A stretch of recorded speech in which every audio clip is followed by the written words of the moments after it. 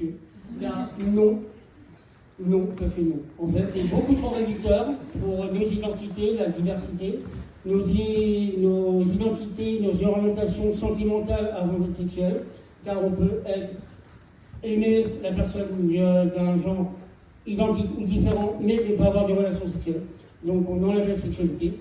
Et pour représenter MAM, pour certains et certaines me voient depuis très longtemps le matin habillé dans une improbable. Pour les autres, je suis désolé pour vous. Et donc MAM, vieille tante, ça veut dire que je suis une folle qui a bien vieilli. Et je tiens à préciser, j'ai bien vieilli, au moins en apparence. Et je suis là à l'invitation de Cabaret FM pour vous présenter la toute nouvelle association LGBT Queer du Lillois qui a un mois.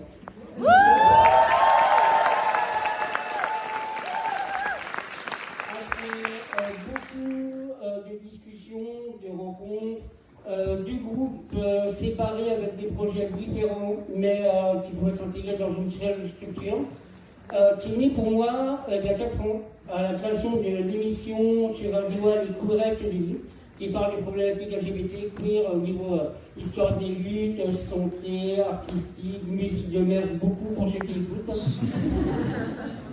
Et mon horrible voix que je ne supporte toujours pas, même après 4 ans.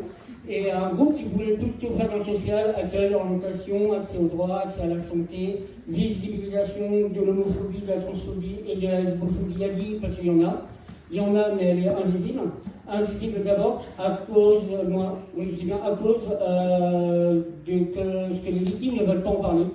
Préfèrent se barrer, ne pas aller porter plainte, ne sont pas soutenus, n'ont pas un accès aux avocats et à l'écoute, donc j'ai besoin. Pareil pour la santé sexuelle. Le centre de santé sexuelle a fermé, je suis désolé, mais il n'était pas adapté. Il n'était pas adapté aux personnes LGBT dans leur problématique, dans l'accueil de ces personnes, et surtout sur la question de transidentité et d'accès à la pilule du lendemain pour un mètre trans, par exemple, ça aurait été beaucoup trop compliqué. Donc on va, avec le CPTS, qui est la communauté professionnelle en territoire de santé, travailler sur un centre de santé sexuelle plus inclusif, avec formation. Et on aura une permanence en septembre pour accueillir et orienter à Luc et à Luc.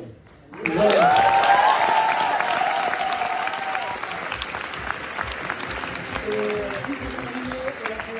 Je suis désolé, je parle beaucoup, mais j'adore ça. Il y a un pôle social, un pôle événementiel où on fera plutôt des soirées, projections, tables rondes, réunions publiques d'information et tout un tas de choses, rencontres littéraires. On espère bientôt un festival de culture, de visibilisation de la culture LGBT et queer. Et sinon, parce que j'ai eu le Cabaret FM en interview pendant 45 minutes, qui sera disponible à l'écoute.